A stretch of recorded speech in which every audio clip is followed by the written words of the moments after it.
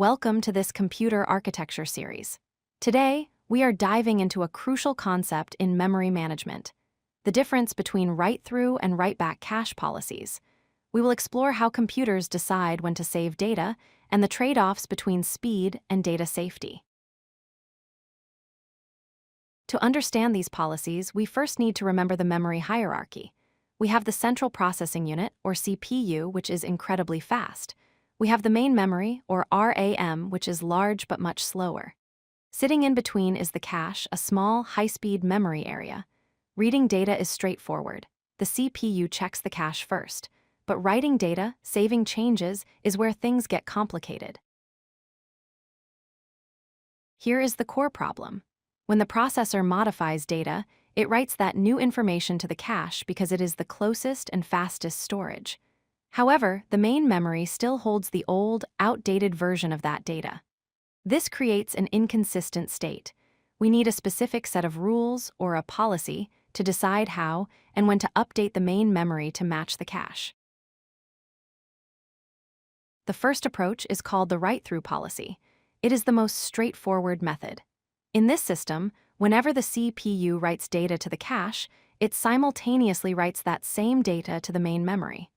It updates both storage locations at the exact same time. This ensures that the data in the cache and the data in the RAM are always identical. Let's look at the pros and cons of write-through. On the plus side, it is very simple to design, and it guarantees high consistency. Your data in the main memory is never stale. However, the downside is performance.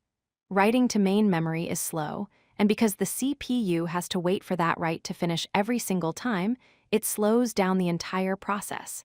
It also generates a lot of traffic on the system bus. Now let's look at the second approach, the write-back policy, sometimes called write-deferred. In this method, the CPU writes data only to the cache and then immediately continues its work. The write to main memory is postponed. The main memory is only updated later, specifically when that block of data in the cache needs to be removed to make room for new data.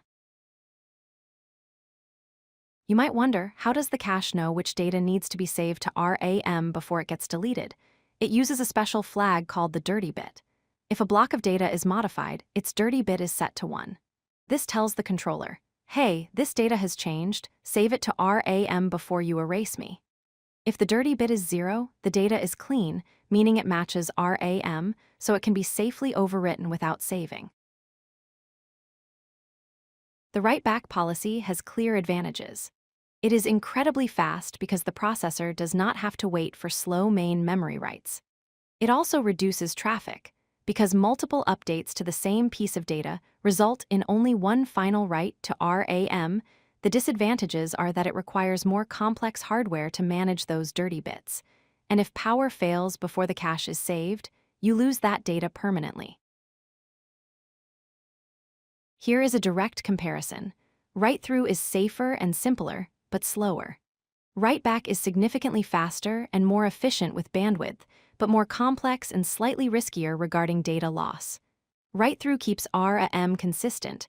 Write-back allows RAM to be temporarily out of sync. Think of it this way. Write-through is like writing a note in your pocket notebook and immediately walking across the room to file a photocopy in a cabinet every time you write a sentence. It is safe, but exhausting. Write-back is like filling up a whole page of notes and only walking to the filing cabinet once the page is full and you need to tear it out. It is much more efficient. In summary, neither policy is perfect. Write-through is often used where data integrity is paramount, while write-back is the standard for high-performance computing tasks where speed is the priority. In fact, many modern processors use a hybrid approach to get the best of both worlds. Thanks for watching. If you like this video, hit that like button and don't forget to subscribe.